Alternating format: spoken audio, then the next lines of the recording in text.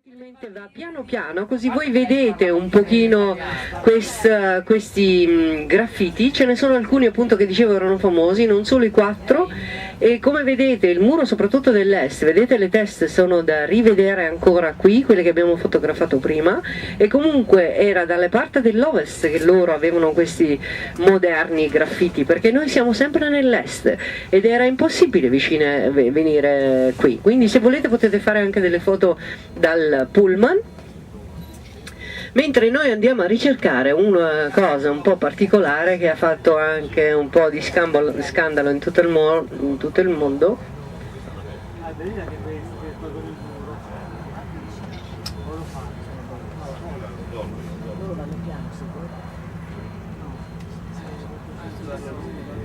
Alcuni vedete che sono stati un po' scalfiti. Comunque se si viene qui e si scrive il proprio nome vi portano in galera, qui. Sì, è vietatissimo adesso. E comunque purtroppo loro non li restaurano, non li fanno bene. O non mettono qualche vetro, non si sa bene perché. In fondo se va tutto male e dopo lo tolgono via, sì, dopo lo tolgono via.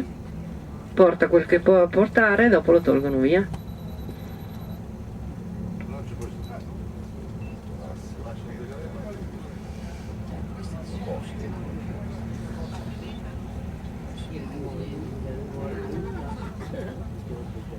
Questo qua a sinistra cos'è? L'ex stadio?